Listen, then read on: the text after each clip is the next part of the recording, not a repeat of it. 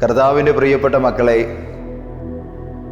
നിങ്ങളുടെ ജീവിതത്തിൻ്റെ എല്ലാ മേഖലയിലും യേശു കർത്താവ് നൽകുന്ന ഒരു പുതുക്കപ്പെട്ട അനുഭവം നിങ്ങൾ പ്രാപിപ്പാൻ പോവുകയാണ്. സകല മേഖലയിലും ഒരു പുത്തൻ അനുഭവത്തിന് നിങ്ങൾ വിധേയരാകാൻ പോവാണ് കേട്ടോ. ഇന്ന് വരെ കണ്ടതും പരിചയിച്ചതുമായ ലെവലുകൾക്കെല്ലാം അപ്പുറത്ത് നമുക്ക് വേണ്ടി കർത്താവ് ഒരുക്കി വെച്ചിരുന്ന സന്തോഷം നിറഞ്ഞ പുത്തൻ അനുഗ്രഹങ്ങളെയും പുതിയ കാഴ്ചകളെയും നമ്മൾ സ്വീകരിക്കാൻ പോവുകയാണ്. കർത്താവിൻ്റെ ആത്മാവ് നിങ്ങളുടെ സാഹചര്യങ്ങളുടെ അവസ്ഥയ്ക്കനുസൃതമായിട്ടല്ല, തൻ്റെ കരുതലിൻ്റെ നിറവിനൊത്ത വിധമാണ് നിങ്ങളോട് ഇന്ന് രാവിലെ സംസാരിക്കുന്നത്. അതുകൊണ്ട് ഈ ദൈവാലോചന കേൾക്കുന്നവരുടെ ലൈഫിൽ ഇത് ഭവിപ്പാൻ സാധ്യതയുണ്ടോ ഇല്ലയോ എന്നുള്ളത് നിങ്ങൾ ഒരു കാരണവശാലും ചിന്തിക്കേണ്ടതില്ല. കേൾക്കുക, വിശ്വസിക്കുക, നിങ്ങളുടെ മേൽ അത് വന്ന് ഭവിക്കുക തന്നെ ചെയ്യും. എത്ര മാരകമായ ജീവിത പ്രയാസം നിങ്ങളെ ഇന്ന് രാവിലെ അലട്ടുന്നുണ്ടെങ്കിലും യേശുവിൻ്റെ അത്ഭുതകരമായ പ്രവൃത്തികൾ നിങ്ങളെ പിന്തുടരുന്നുണ്ട്. അത് നിങ്ങളുടെ കൂടെയുണ്ട്. അതുകൊണ്ട് ഏത് സ്ട്രഗിൾ നിറഞ്ഞ സാഹചര്യത്തിൻ്റെ അകത്തും വ്യക്തമായൊരു വിടുതൽ നിങ്ങൾ ഇന്ന് കാണുക തന്നെ ചെയ്യും. ഒരുപാട് സന്തോഷത്തോടു കൂടെ പുതുമയുള്ള ജീവിത സൗഭാഗ്യങ്ങളും അനുഗ്രഹങ്ങളും കർത്താവ് നമുക്ക് വാരിക്കോരി ചൊരിഞ്ഞു തരുന്ന ഈ സന്തുഷ്ട ദിവസത്തെ സന്തോഷപൂർവ്വം വരവേൽക്കാൻ നമുക്കൊരുങ്ങാം. എല്ലാവർക്കും ധന്യനായ കർത്താവായ യേശു ക്രിസ്തുവിൻ്റെ മഹത്വപൂർണമായ നാമത്തിൽ ഇന്നത്തെ പ്രവചന ദൂതിലേക്ക് സന്തോഷത്തോടുകൂടെ സ്നേഹവന്ദനം.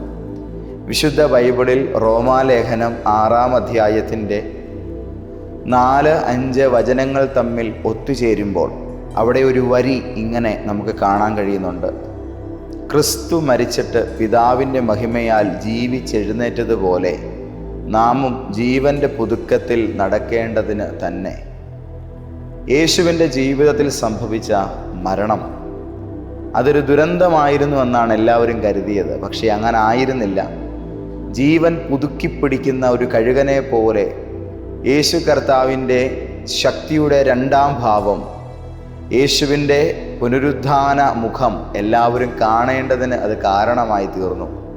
നമുക്കുണ്ടാകുന്ന ചില നഷ്ടങ്ങളും നമ്മൾ നേരിടുന്ന ചില വല്ലാത്ത ഒറ്റപ്പെടലുകളും ചലഞ്ചുകളുമെല്ലാം നമ്മളുടെ ജീവിതത്തിൻ്റെ തന്നെ ഒരു നാശകരമായ അവസാനമാണെന്ന് ഒരുപക്ഷെ നമുക്ക് തോന്നാം. നമ്മളെ അടുത്തറിയുന്നവർ അങ്ങനെ ചിന്തിക്കുന്നുണ്ടാകാം. പക്ഷേ ദൈവത്തിൻ്റെ കുഞ്ഞുങ്ങളോട് ഇന്ന് രാവിലെ എനിക്ക് പറയാനുള്ളത്, നിങ്ങളിപ്പോൾ അഭിമുഖീകരിക്കുന്ന സാഹചര്യങ്ങൾ, അതിനകത്ത് നിങ്ങൾ കഠിനമെന്ന് കരുതി മുന്നോട്ട് പോകുന്ന സമ്മർദ്ദപരമായ സിറ്റുവേഷനുകൾ, അതൊന്നും ഒരു പര്യവസാനത്തിലെത്തുകയില്ല. പകരം നിങ്ങളുടെ ജീവിതം അതിനെ അതിജീവിച്ച് മുന്നോട്ടേക്ക് കുതിക്കുന്ന കാഴ്ച വ്യക്തമായി നിങ്ങൾ കാണും. യേശു ക്രിസ്തു മരിച്ചിട്ട് പിതാവിൻ്റെ മഹിമയാൽ ഉയർത്തെഴുന്നേറ്റു എന്നാണ് നമ്മളിവിടെ കാണുന്നത്. നാശം, ജീവിതത്തിൻ്റെ ദുരന്തങ്ങൾ, ലൈഫിലെ തകർച്ചകൾ, ഇതൊക്കെ മനുഷ്യ സഹജമായിരിക്കാം. മറ്റുള്ളവരുടെ താല്പര്യങ്ങൾ നിമിത്തം നമ്മൾ അറിഞ്ഞോ അറിയാതെ അതിനൊക്കെ ഇരയായി പോകുന്നതായിരിക്കാം. പക്ഷെ അങ്ങനെ നമ്മൾ ഇരയാക്കപ്പെട്ടു പോകുന്ന 100 കണക്കിന് പ്രശ്നങ്ങളുടെ നടുക്ക് നിന്ന് നമ്മളൊരു സ്വീനിഷ് പക്ഷിയെ പോലെ ഉയർത്തെഴുന്നേൽക്കുമ്പോൾ ആ ഉയർത്തെഴുന്നേൽപ്പിൻ്റെ സൂത്രധാരൻ നമ്മളെ തകർത്ത വ്യക്തികൾ ആരും തന്നെയല്ല, പകരം പിതാവായ ദൈവത്തിൻ്റെ മഹിമയാണ് നമ്മളെ ഉയർത്തുന്നത്. നിങ്ങളോട് ഞാൻ വളരെ ആധികാരികമായിട്ട് പറയട്ടെ, നിങ്ങളുടെ ജീവിതത്തിൽ നിങ്ങൾ തളർന്നു പോയതും ഇരുന്നു പോയതും ആകപ്പാന നിരാശിതരായി പോയതുമായ പ്രശ്നങ്ങൾ, അതിന് കാരണമായ സ്ഥലങ്ങൾ, അതിലേക്ക് നിങ്ങളെ കൊണ്ടുപോയ വ്യക്തികൾ, ഇവരോട് ആരോടും തൽക്കാലം ദേഷ്യമോ രോഷമോ വേണ്ട. കാരണം അവർ നിമിത്തം നിങ്ങൾക്കുണ്ടായ ഈ ഭവിഷ്യത്തുകൾക്കകത്ത് നിന്ന് പിതാവായ ദൈവത്തിൻ്റെ മഹിമ നിങ്ങളെ ഉയർത്തും. ഞാനത് വിശ്വസിക്കുന്നു. നിങ്ങളുടെ മേൽ അത് ഭവിക്കുമെന്നുള്ള കാര്യത്തിൽ എനിക്ക് ഉറപ്പുണ്ട്. ഒന്ന് ധൈര്യപൂർവ്വം ഇന്ന് രാവിലെ പറയാൻ പറ്റണം, നമ്മുടെ കുടുംബം പിതാവായ ദൈവത്തിൻ്റെ മഹിമയാൽ ഉയർന്നു വരും. ആമേൻ. പുതിയൊരു ജോലിയാൽ ഉയരുമെന്നുള്ള കാര്യം പറയുമ്പോൾ എല്ലാവരും വിശ്വസിക്കുമായിരിക്കും. ലോട്ടറി അടിക്കുമ്പോൾ ഉയരുമെന്നുള്ള കാര്യം കേൾക്കുമ്പോൾ എല്ലാവർക്കും ഒരു ഉറപ്പ് കിട്ടുമായിരിക്കും. പക്ഷെ അതിനേക്കാൾ ഒരു ദൈവ പൈതലിന് ഉറപ്പാണ്, ദൈവപിതാവിൻ്റെ മഹിമയാൽ ഞാൻ ഉയരും, ദൈവപിതാവിൻ്റെ മഹിമയാൽ എൻ്റെ ഭാവി ഭദ്രമാകും, ദൈവപിതാവിൻ്റെ മഹിമയാൽ എൻ്റെ കുടുംബം ഐശ്വര്യത്തിലേക്ക് തിരിച്ചു കയറും. ദൈവപിതാവിൻ്റെ മഹിമയാൽ എൻ്റെ കുടുംബം പിന്നെയും അതിൻ്റെ സന്തോഷകാലത്തെ തിരിച്ചു പിടിക്കും. ദൈവപിതാവിൻ്റെ മഹിമയാൽ എൻ്റെ സംരംഭങ്ങൾ വിജയത്തെ തിരികെ പ്രാപിക്കും. ദൈവപിതാവിൻ്റെ മഹിമയാൽ ഞാൻ ആരംഭിച്ച എൻ്റെ ഉദ്യമങ്ങളെ ഞാൻ വിജയകരമായ ലാഭത്തിലും ഐശ്വര്യത്തിലും തിരിച്ചെത്തിക്കും. എൻ്റെ പ്രവർത്തന മണ്ഡലത്തിൻ്റെ ഞാൻ ആർജിപ്പാൻ പോകുന്ന വിജയത്തിൻ്റെ പിന്നിൽ എൻ്റെ മർമ്മപ്രധാനമായ രഹസ്യം ഏതോ മൂർത്തി സേവകളല്ല എന്നും ഏതൊക്കെയോ ആചാരപരമായ കർമ്മങ്ങളല്ല എന്നും പകരം ദൈവപിതാവിൻ്റെ കൃത്യമായ മഹത്വമാണ്. യേശുക്രിസ്തുവിനെ ശവക്കല്ലറയ്ക്കകത്ത് നിന്നും ജീവനോടെ തിരിച്ചു കൊണ്ടുവന്ന അതേ മഹത്വം തന്നെ എൻ്റെ ജീവിത കാലഘട്ടത്തിൻ്റെ രണ്ടാം ഭാവം അലങ്കരിക്കേണ്ടതിന് ഐശ്വര്യലബ്ധിയായ എൻ്റെ ലൈഫിനകത്തേക്ക് തിരിച്ചു വരത്തക്ക വിധം ഒരിടപെടൽ നടത്താൻ പോകുന്നു എന്ന അതിശക്തമായ ദൈവാലോചനയാണ് പരിശുദ്ധാത്മാവ് നിങ്ങളോട് ഇന്ന് രാവിലെ വിളംബരം ചെയ്യുന്നത്. നിങ്ങളോട് വളരെ ആത്മാർത്ഥമായും സന്തോഷമായും ഉറപ്പായും ഞാൻ പറയുന്നു, നിങ്ങൾക്കൊരു നല്ല കാലം വരുന്നു. നിങ്ങളൊരു ശോഭിതമായിരിക്കുന്ന ജീവസന്തോഷത്തെ തിരികെ പിടിക്കാൻ പോകുന്നു. നിങ്ങളുടെ വീട്ടിൽ ഇന്നത്തെ ദുഃഖം മാറിയിട്ട് സന്തോഷകരമായ ഒരാഹ്ലാദകരമായ ഒരു നല്ല മുഹൂർത്തം എഴുതപ്പെടാൻ പോകുന്നു. കർത്താവ് നിങ്ങളുടെ ജീവിതം ഒരു ഉത്സവത്തിലേക്ക് എന്ന പോലെ തിരികെ കൊണ്ടുവരാൻ പോവുകയാണ്. യേശു കർത്താവ് മരിച്ചു, പിതാവിൻ്റെ മഹിമയാൽ ഉയർത്തെഴുന്നേറ്റു. ആമേൻ, ആമേൻ, ആമേൻ. അതായത് ക്രിസ്തു യേശു മരിച്ച് പിതാവിൻ്റെ മഹിമയാൽ ജീവിച്ചെഴുന്നേറ്റതുപോലെ ഈ ദിവസങ്ങളിൽ എഴുന്നേൽപ്പ് എങ്ങനെയൊക്കെയോ അല്ല, ജീവനോടെ നിങ്ങൾ തിരിച്ചു വരും, ജീവനോടെ എഴുന്നേൽക്കും. ആമേൻ.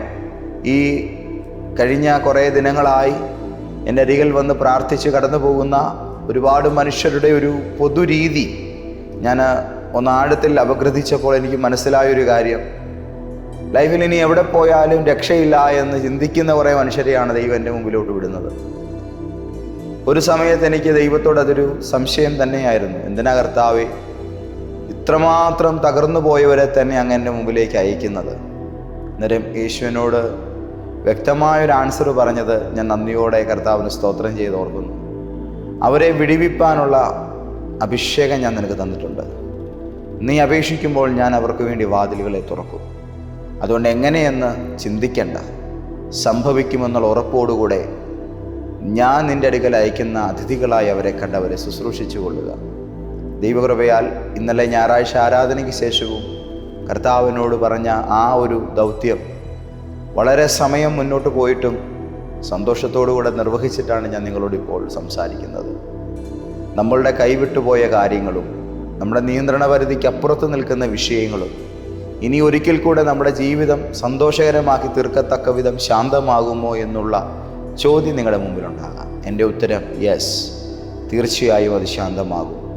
ശീലകളിൽ മരണം സ്ഥിരീകരിച്ചതിനെ തുടർന്ന് പൊതിഞ്ഞു കെട്ടി കല്ലറയ്ക്കകത്തടച്ച് കല്ലറയുടെ കവാടവും പൂട്ടി അതിന് മുദ്രയും ചാർത്തി കാവൽക്കൂട്ടവും അവിടെ നിന്ന് ആ മൃതശരീരം കല്ലറയ്ക്കുള്ളിലുണ്ട് എന്ന് അടച്ചുറപ്പാക്കിക്കൊണ്ട് തന്നെ ഒരു കാലഘട്ടത്തിൽ യേശുവിൻ്റെ മൃതശരീരത്തിന് മുമ്പിൽ ഒരു പറ്റം ആൾക്കാർ കാവലും മുദ്രയും ഒക്കെയായി നിലകൊണ്ടിരുന്നു. എന്നാൽ ആ സ്ഥിതിവിശേഷങ്ങൾക്കെല്ലാം അതീതമായി യേശു ജീവിച്ച് എഴുന്നേറ്റു. യേശുവിൻ്റെ അടക്കം ചെയ്യപ്പെട്ട കല്ലറയുടെ കല്ല് തിരിച്ചുരുണ്ടു. തുറക്കപ്പെട്ട ഒരു ശ്മശാനമായി ലോകചരിത്രത്തിൽ ഇന്നത് ഒരടയാളമായി അത്ഭുതമായി ഇന്നും അവശേഷിക്കുന്നു. യേശുവിൻ്റെ പുനരുത്ഥാനം, ജീവൻ്റെ പുതുക്കം, ജീവിച്ചെഴുന്നേറ്റ അവസ്ഥ സംഭവിച്ചതെങ്ങനെയോ അതുപോലെ തന്നെ നമ്മുടെ ജീവിതത്തിൻ്റെ സാഹചര്യങ്ങൾക്കിടയിൽ നിന്നും നമ്മെയും ദൈവം ഈ ജീവൻ്റെ സമൃദ്ധമായ അനുഗ്രഹത്തോടുകൂടെ എഴുന്നേൽപ്പിക്കും എന്നാണ് പരിശുദ്ധാത്മാവ് പറയുന്നത്. എവിടെയൊക്കെയോ നിങ്ങൾ തുടങ്ങി പൂട്ടിപ്പോയ പ്രസ്ഥാനങ്ങളെ ഞാൻ അനുഗ്രഹിക്കുകയാണ് ഈ നിമിഷം. അത് ജീവൻ വെക്കാൻ പോകുന്നു. ആമേൻ. നിങ്ങൾ പഠിച്ചിട്ടും വിജയിക്കാത്ത നിങ്ങളുടെ ഭാവിപരമായ വഴി തിരഞ്ഞെടുക്കുന്ന പ്രധാനപ്പെട്ട പരീക്ഷകളെ നിങ്ങൾ അഭിമുഖീകരിക്കാൻ തുടങ്ങുമ്പോൾ നിങ്ങളെ ഞാൻ അനുഗ്രഹിക്കുന്നു. നിങ്ങൾ ജീവനോടുകൂടി അതിനകത്തു നിന്നും ജയാളികളായി എഴുന്നേൽക്കും.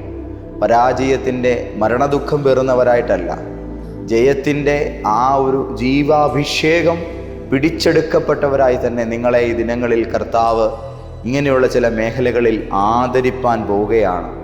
പരിശുദ്ധാത്മാവ് വ്യക്തമായി ഇന്ന് രാവിലെ പറയുന്ന ഈ ദൂതുകളുടെ മുമ്പിൽ വിശ്വസിക്കുന്നവർ ദൈവത്തെ കരമുയർത്തി സ്തുതിക്കുക. കർത്താവിൻ്റെ പൈതലെ, ഒരു വ്യക്തമായ ദൂത് ഞാൻ നിങ്ങളോട് പറയട്ടെ. ഇന്ന് നീ യാത്ര ചെയ്ത് കാലെടുത്ത് വെക്കാൻ പോകുന്ന പുതിയ സ്ഥലം അതെന്തായി തീരും, എങ്ങനായി തീരുമെന്നുള്ളതായൊരു ചിന്ത നിൻ്റെ മുമ്പിലുണ്ടാകും. പക്ഷേ ഞാൻ വളരെ ആത്മാവിൻ്റെ അഭിഷേകത്തോടുകൂടെ പറയുന്നു, പരവതാനി വിരിച്ച് വരവേൽക്കുവാൻ കൊട്ടാരം ഒരുങ്ങപ്പെട്ടു എന്ന് മറ്റൊരു രാജാവിന് വിവരം കിട്ടുന്നത് പോലെ ദൈവം നിങ്ങളുടെ ജീവിതത്തിന് ആദരവൊരുക്കുവാൻ വിരിച്ചൊരുക്കിയ മാളികമുറി പോലെ വരവേൽപ്പിൻ്റെ അനുഗ്രഹങ്ങളെല്ലാം ഒരുക്കിക്കൊണ്ടാണ് കർത്താവ് നിങ്ങളെ ചില സ്ഥാനങ്ങളിലേക്ക് ഇന്ന് രാവിലെ കൂട്ടിക്കൊണ്ടു പോകുന്നത്. ഒരു സാധാരണ മനുഷ്യനായ നിങ്ങൾക്ക് ഇത്രയും പ്രിവിലേജ് എന്തിനാണെന്ന് നിങ്ങൾ പോലും ചിന്തിക്കുന്ന നിലയിൽ ദൈവത്തിൻ്റെ മാന്യതയുടെ അനുഗ്രഹത്തിൻ്റെ ശക്തി നിങ്ങൾ വ്യക്തമായി കാണും. എന്നെ ഇത്രത്തോളം എന്തിനാണ് ഇവർ പരിഗണിക്കുന്നത്, ഞാൻ എന്തിനാണ് ഇത്രത്തോളം ഇവിടെ മാനിക്കപ്പെടുന്നത്? എന്നാൽ ദൈവത്തിൻ്റെ ആത്മാവ് നിങ്ങളോട് സ്പഷ്ടമായി പറയുന്നു, ഇതൊക്കെ നിൻ്റെ യോഗ്യതയല്ല, എന്നിൽ ആശ്രയിച്ച് നിനക്ക് ഞാൻ നൽകുന്ന അംഗീകാരങ്ങൾ, അനുഗ്രഹങ്ങൾ, പ്രോത്സാഹനങ്ങളാണ്. യേശു മരിച്ചു, ജീവൻ്റെ പുതുക്കത്തിൽ ഉദ്ധിതനായി. നമ്മൾ വായിക്കുന്നു, യേശു മരിച്ചിട്ട്, ക്രിസ്തുവേശു മരിച്ചു, പിതാവിൻ്റെ മഹിമയാൽ ജീവിച്ചെഴുന്നേറ്റതുപോലെ നാമും ജീവൻ്റെ പുതുക്കത്തിൽ നടക്കേണ്ടതിന് തന്നെ. ഇനിയും നമ്മുടെ ജീവിതകാലം എങ്ങനെങ്കിലും കഴിഞ്ഞുകൂടി പോകുന്ന ദിവസങ്ങളല്ല. ഞാനത് ഇന്നലെ ദൈവസഭയിൽ വളരെ ശക്തമായിട്ട് പറയുകയുണ്ടായി. എങ്ങനെയോ കഴിഞ്ഞുകൂടി പോകുന്നവൻ്റെ ഒരു തട്ടിമുട്ടി പോകുന്ന ലൈഫ് സ്റ്റൈലല്ല നിങ്ങൾക്കിനിയും ഒരുങ്ങപ്പെട്ടിട്ടുള്ളത്. സമൃദ്ധിയായിരിക്കും പ്രിയപ്പെട്ടവരെ, സമൃദ്ധിയായിരിക്കും. നിങ്ങൾ പ്രതീക്ഷിക്കുന്നതിനേക്കാൾ ഐശ്വര്യമായിരിക്കും നിങ്ങളുടെ ജീവിതത്തിൽ. നിങ്ങൾ കരുതിയതിനേക്കാൾ മേന്മയുള്ള മന്ന നിങ്ങൾക്ക് വേണ്ടി പൊഴിയും. ഹല്ലേലൂയ! നിങ്ങളെ ദൈവം പ്രത്യേക മേഖലകളിൽ മാനിക്കാൻ പോവുകയാണ്. ഹല്ലേലൂയ! യേശുവിനോട് ഇങ്ങനെ പറയുന്നു, നിന്റെ ശബ്ദം അത് ഈ ദിവസങ്ങളിൽ ഒരു കോളിംഗ് ബെല്ല് പോലെ അദൃശ്യ മണ്ഡലങ്ങളിൽ ചില തരംഗങ്ങളായി ചെന്ന് ഇടിക്കും. നിങ്ങളുടെ സൗണ്ട് ചെന്ന് തറയ്ക്കുന്ന ഇടങ്ങളിൽ അടഞ്ഞുപൂട്ടപ്പെട്ട് കിടക്കുന്ന ആർക്കു വേണ്ടിയും തുറന്നു വരാത്ത വാതിലുകൾ നിങ്ങൾക്ക് വേണ്ടി തുറന്നു വരും. ആമേൻ. നിന്റെ സാന്നിധ്യം എത്തുന്ന ഇടങ്ങൾ, നിന്റെ സ്ഥലങ്ങൾ, നിന്റെ സാന്നിധ്യം എത്തുന്ന സ്ഥലങ്ങൾ നിനക്ക് വലിയ വിശാലതയും ശ്രേഷ്ഠമായിരിക്കുന്ന ആദരവുമായി കർത്താവ് നിന്റെ ലൈഫിൽ അതിനെ അണിയിച്ചൊരുക്കും. പരിശുദ്ധാത്മാവ് നമ്മളോട് സംസാരിക്കുന്നു. യേശു മരിച്ചിട്ട് ജീവിച്ചെഴുന്നേറ്റതുപോലെ, പിതാവിൻ്റെ മഹിമയാൽ ജീവിച്ചെഴുന്നേറ്റതുപോലെ നമ്മളും ജീവൻ്റെ പുതുക്കത്തിൽ നടക്കണം. അപ്പോൾ പണ്ടുണ്ടായിരുന്ന ജീവരീതികളോ ജീവസാഹചര്യങ്ങളോ ആത്മീക അവസ്ഥയോ അതൊന്നും അല്ല. അതെല്ലാം പഴയതെല്ലാം മാറിയിട്ട് ഏറ്റവും ബെറ്ററായ ദൈവിക ജീവൻ്റെ പുതിയ വേർഷനായി ഞാൻ അപ്ഗ്രേഡ് ചെയ്യപ്പെടുകയാണ്. ഞാൻ ഈ പറഞ്ഞ ദൂത് കേട്ടവർ ദൈവത്തിനൊരു സ്തോത്രം ചെയ്തേ. ഞാൻ ദൈവത്തിൻ്റെ ജീവനായി ഇന്ന് രാവിലെ അതിൻ്റെ ഏറ്റവും പുതിയ വേർഷനായി അപ്ഗ്രേഡ് ചെയ്യപ്പെടുകയാണ്. ആമേൻ, ആമേൻ, ആമേൻ, ആമേൻ. ഹല്ലേലൂയ! നിങ്ങളുടെ സാന്നിധ്യം, നിങ്ങളുടെ യാത്രകൾ, നിങ്ങൾ ചെല്ലുന്ന ഇടങ്ങൾ, ഇവിടെയെല്ലാം യേശു ക്രിസ്തുവിൻ്റെ ജീവൻ്റെ പുതുക്കത്തിൻ്റെ അനുഗ്രഹം നിങ്ങളെ വരവേൽക്കും. എനിക്ക് വ്യക്തിബന്ധങ്ങൾ കുറവാണ്, എന്നെ സഹായിക്കുന്ന ആൾക്കാരുടെ എണ്ണം പരിമിതമാണ്, അങ്ങനെ പ്രത്യേകിച്ച് എനിക്ക് റിസോഴ്സുകളൊന്നും തന്നെ ഇല്ല. നിങ്ങളിതൊക്കെ പറയുമ്പോൾ ഞാൻ നിങ്ങളോട് പറയുന്നു, നിലവിലുള്ള സ്ഥിതിഗതികളെ നോക്കിക്കൊണ്ട് രൂപാന്തരപ്പെടാൻ പോകുന്ന വീഞ്ഞിന് നിങ്ങളിപ്പോൾ വിലയിടല്ലേ. കൽപാത്രങ്ങളും പച്ചവെള്ളവും വെള്ളം കോരാനൊരു കയറും തൊട്ടിയും മാത്രമേ കാനായിലുണ്ടായിരുന്നുള്ളൂ. പക്ഷേ ആരും കാണാത്ത, ആരും ശ്രദ്ധിക്കാത്ത ഒരത്ഭുതം അവിടെ ഉണ്ടായിരുന്നു. അത് വാഴ്ത്തപ്പെട്ടവനായ നമ്മുടെ കർത്താവ് യേശു മിശിഹയായിരുന്നു. നിങ്ങളുടെ സാഹചര്യങ്ങളെ നിങ്ങൾ നോക്കുന്ന നേരത്ത് എന്തുകൊണ്ട് നിങ്ങൾ സാഹചര്യങ്ങളെയൊക്കെ അതീതനായി പ്രവർത്തിക്കുന്ന യേശുവിനെ നോക്കുന്നില്ല? എന്തെല്ലാം സന്നാഹങ്ങൾ ഉണ്ടെന്നുള്ളതല്ല ഇന്ന് രാവിലെ നോക്കേണ്ടത്. യേശു ഉണ്ടെന്നുള്ള ഒറ്റ യാഥാർത്ഥ്യം തിരിച്ചറിഞ്ഞ് ദൈവത്തെ സ്തുതിച്ചാൽ മാത്രം മതി. ഞാൻ പറഞ്ഞതിനോട് നിങ്ങൾ യോജിക്കുന്നുണ്ടോ? എന്തുണ്ട് എന്ന് നോക്കാനല്ല, യേശു ഉണ്ടെന്നുള്ളതായ യാഥാർത്ഥ്യം തിരിച്ചറിഞ്ഞ് ദൈവത്തെ സ്തുതിക്കാൻ പരിശുദ്ധാത്മാവിനെ വിളിക്കുന്നു. ക്രിസ്തു യേശു മരിച്ചിട്ട് പിതാവിൻ്റെ മഹിമയാൽ ജീവിച്ചെഴുന്നേറ്റതുപോലെ നമ്മളും ജീവൻ്റെ പുതുക്കത്തിൽ നടക്കുവാനായി തന്നെ. ഞാൻ ഒരിടത്ത് സ്റ്റക്കായി നിൽക്കാൻ ദൈവം ആഗ്രഹിക്കുന്നില്ല. ദൈവം എന്നെ മുന്നോട്ടേക്ക് നയിക്കുകയാണ്. ഒരിക്കൽ പ്രാവശ്യ ദൈവത്തിൻ്റെ ജീവനുമായി ഞാൻ എവിടെയെങ്കിലും ഇരുന്ന് പോകണമെന്നുള്ളത് ദൈവത്തിന് എന്നെക്കുറിച്ചുള്ള ആഗ്രഹമല്ല. ഞാൻ യാത്ര ചെയ്യണം, ഞാൻ മുന്നോട്ടേക്ക് പോകണം. യേശുവിലുള്ള ജീവൻ്റെ സമൃദ്ധമായ അനുഗ്രഹവും ഏറ്റെടുത്തുകൊണ്ട് ആ ജീവൻ്റെ പുതുക്കപ്പെട്ട ആ ഒരു ലേറ്റസ്റ്റ് വേർഷനായി ഞാൻ കർത്താവിൻ്റെ മഹിമയുമായി സഞ്ചരിക്കുന്ന കാഴ്ച യേശുവിന് എൻ്റെ മേലുള്ള ആഗ്രഹമാണ്, സ്വപ്നമാണ്. നിങ്ങളിപ്പോൾ പാർക്കുന്നിടത്തുനിന്ന് നിങ്ങൾക്ക് ദൈവം ഒരു വിശാലത ഇനിയും തരും. നിങ്ങളിപ്പോൾ ചെയ്യുന്ന ജോലിയിൽ നിന്നും കൂടുതൽ നിങ്ങളെ ദൈവം മേന്മയുള്ളതിലേക്ക് വർധനവ് നൽകി ആദരിച്ചുയർത്തും. നിങ്ങൾ ഏറ്റവും മാക്സിമത്തിലാണ് എന്നുള്ളത് നിങ്ങളുടെ തെറ്റിദ്ധാരണ മാത്രമാണ്. ഏറ്റവും വിലപ്പെട്ടത് ഇനിയും നിങ്ങളുടെ ലൈഫിലേക്ക് വരാൻ പോകുന്നതേ ഉള്ളൂ. ഏറ്റവും നല്ലത് എൻ്റെ ജീവിതത്തിൽ ഒരുങ്ങപ്പെട്ടു, ഞാനിപ്പോൾ ഒന്നാണ് സെറ്റിലായത് എന്നൊക്കെയുള്ള ഒരു ചിന്ത നിങ്ങളുടെ മനസ്സിലിപ്പോൾ ഒരു പക്ഷേ വന്നിട്ടുണ്ടാകാം. ഏറ്റവും പുതുതായി ഒരുങ്ങിയതിനെ പോലും നോക്കിക്കൊണ്ട് ഞാൻ പറയുന്നു, ഇതിനേക്കാൾ മികച്ചത് വരാൻ പോകുന്നു.